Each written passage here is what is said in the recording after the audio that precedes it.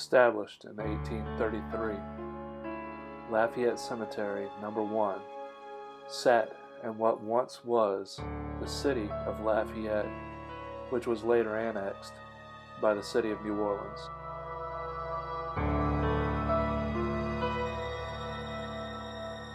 As you walk the pitted streets and alleyways of the cemetery, one is reminded of a time in New Orleans that was far darker and more devastating than the modern city with its own pothole-laden streets.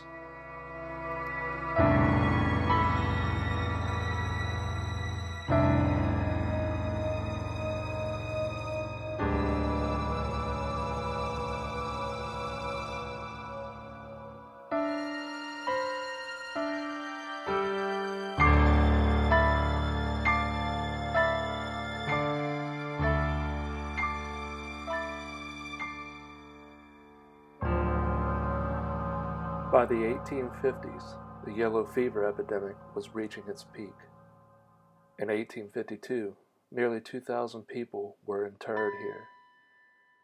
Like a scene from medieval Europe, bodies of those taken by Yellow Jack were placed at the gates for burial.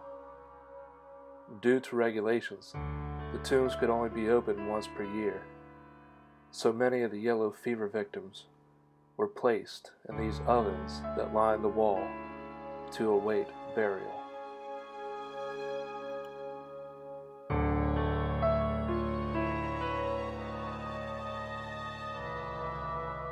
The tombs are constructed almost entirely above ground. The reason is simple. New Orleans sits below sea level, so to prevent coffins from surfacing above ground, tombs were built. Many people could be interred in one tomb. Much like this one, the body would be placed on the shelf. When the next family member passed, the remains on the shelf would be moved below, while the newly deceased would be placed on the shelf.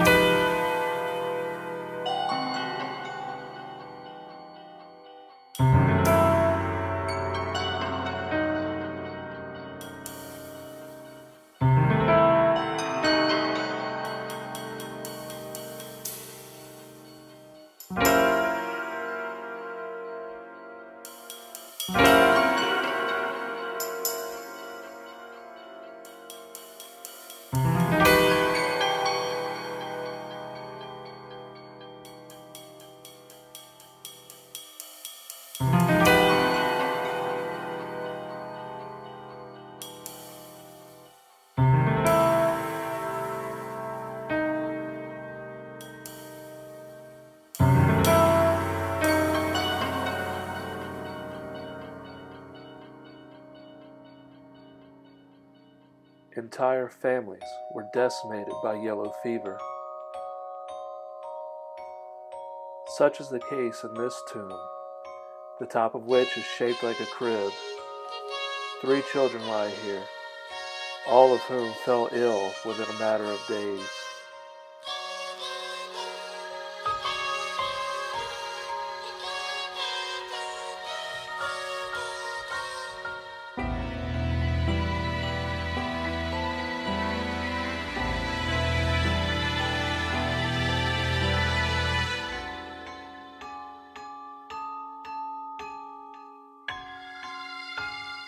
At the tomb of the Society for the Relief of Destitute Orphan Boys, I feel compelled, like so many who have come before me, to leave a small gift. Maybe it is because deep down inside, We can barely imagine, through the abundant lives we have, how hard life must have been for these children.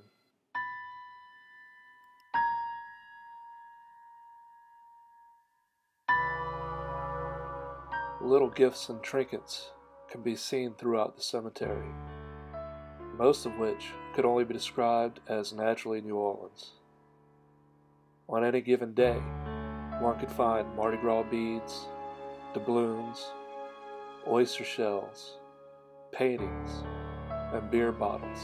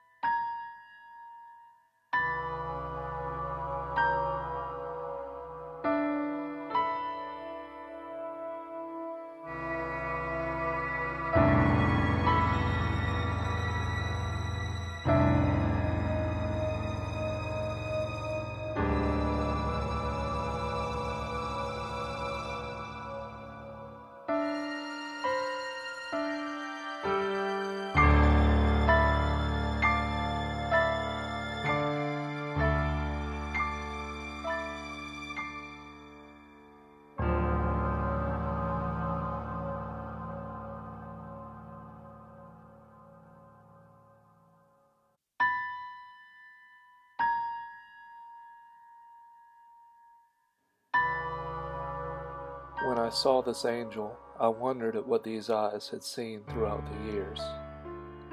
She has seen epidemics come and go. She has seen the ravages of war, as many young men who gave their lives for their country passed through these gates.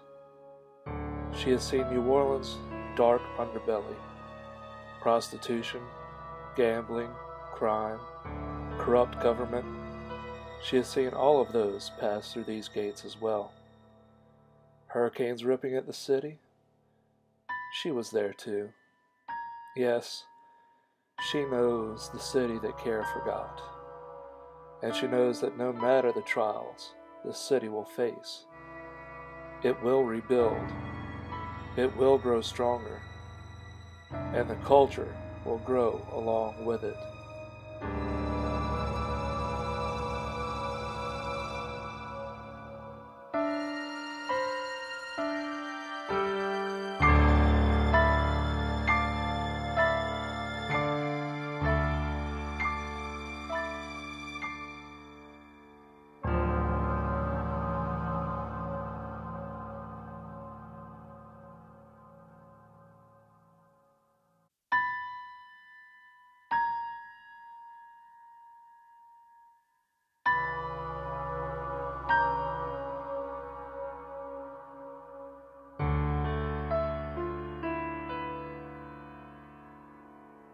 The beauty and quiet serenity of this place belied the fact that this was a place I did not belong.